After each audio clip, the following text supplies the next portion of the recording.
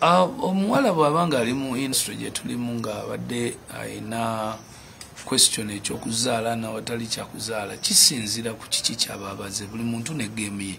Waliwo ayinza okugaa nti ze ngenda kusooka mbuzaale buveewo nga nkyali muto nsobola bulabirira nga hasolinga naye nja kutereeza mu maaso muziku wange we naatererera ku lugendo ng'abaana namala dda kuba saagala nterere ku lugendo ng'ate nina odduyimiriza wakati ate ntandika okuzaala. Kaakati waliwo omulala gy'okugamba nti nti nze sijja kuzaala paka nga nteredde nga mmaze okubeera famous nkola sente zange nezimbidde nina omusajja bampasizza. Kati pulaani ya buli muntu esinzira ku bbanga ki ly'anaagy executinga.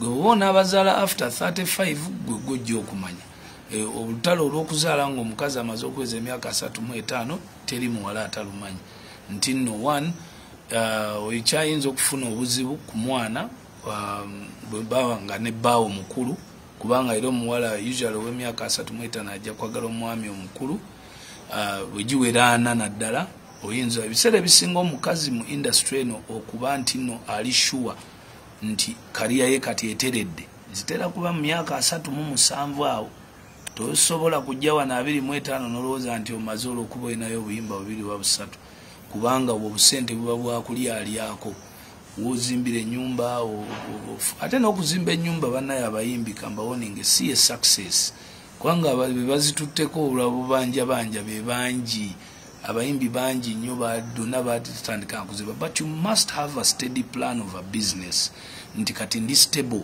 music nkyakola nunda n'enkoko nagula ettaka nsimbi emiti kati nsobola okuzaala kati awo omusajja ne bwakujolonga oba olina fallback plan naye ovanga ku musajja ng'akujolonga ennyumba mwagizimba babiri mulina ogitunda mwawuka n'omukooye kyokka wamuzaalamu abaana kati ate music tatambula kwegamba ebyo byonna biri awo. So ndowooza nti kisinziira kumbuulirira abawala njagala kubagamba nti tewali gyojja kuyita mu bulamu nga tokkiriza kubuulirirwa ate omuntu asobola okubuulira ye muntu alina experience. Bino ebyokubeerawo ku social media bajaji ne bakola bu video nga bakubuulira ebyo tibikola. You must be able to listen to your parents when it comes to planning your life. Mukwano gwe yazadde n'okuzaala wamutegeddeko Cindy.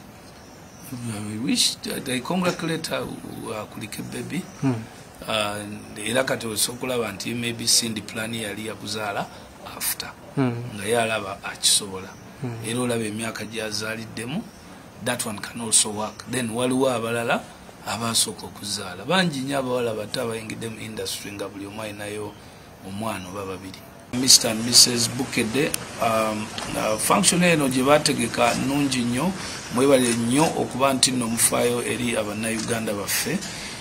Mr. and Mrs. Bukedde omuntu yalirowoozeza nti byakumodolinga byakutambula biki naye ku luno bo bakikyusaamu ne baba nga bakifudde kya talenti kunoonya talanta kulaba bantu abavubuka kiki kye basobola okukola n'okuba motivatinga n'okubawa ebirabo ebisobola okubabeererawo ne baba nga batandikirako katugambe ng'okuzina okuyimba okukuba ebyuma. So njala okwebaza Bukedde TV wamu ne kampuni yonna olw'ekyo.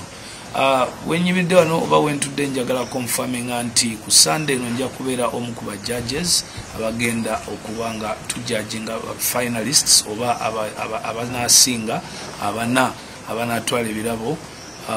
Of course ebirabo mwenna mubimanyi kuliko ebyapa 2 ebyapa ebyo biri kakiri 5 ku 10 buli kyapa ate ng'era kuliko ne $5,000. Of course bino biweebwa omulenzi n'omuwala male and female. So tubeere ku TV fenna ate abalala muje ku Theatre La Bonita mubeereyo ku Sunday no tufune abawanguzi era tugende maaso nga tupushinga tubawe amaanyi abavubuka baffe aba generation empya. Si kyangu omuntu okumanya talanta gy'alina nti nesobola okumubeererawo nemuwa obulamu gy'alaga.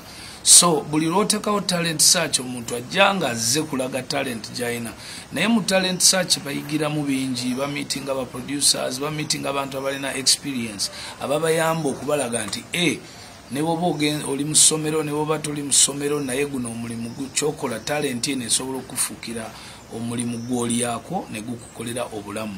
So talent search nungi nnyo, it is another way of job creation, okucreating emirimu. Abantu abasinga balowooza nti gavumenti ze zirina okutukolera emirimu. Nedda. Era kino ekya talent search nyongerera ddala okukikanyuga eri gavumenti wamu ne Ministry ya Education. Nti nno gye buva ne gye mudda Ministry ya Education eremme kulowoozesa abantu nti nno okusoma kimala. No. Ministry of Education erina okuyigiriza abantu nti nno balina okubeera job creators at the same time. So talent search eno eyamba abaana okumanya nti talent yo gwe gusobola okufuuka omulimu gwo. Nti bw'oba omaze okusoma oyongeramu just by'osomye mu talanta yo, then n'oba ng'ocreatinze omulimu. Ate n'oba ng'osobola n'okuemployinga balala. So ebiseera bisanga nkubiriza nnyo gavumenti okufokasinga ku ekyo ekintu. So ndi musanyufu nti yes Bukedde bwevaayo nekola talent search kitegeeza nti asomye n'atasomye bwaddira amagezi gayina n'agongera mu talent gye baba discoverings. Oyo teyeetaga genda kunoonya mulimu mu office.